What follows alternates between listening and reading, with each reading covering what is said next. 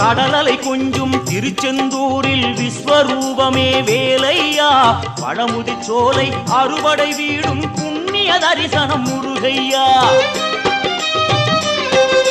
திருநீர் அணிந்து வரும் போது நெஞ்சில் நிம்மதி பிறக்குது கந்தையா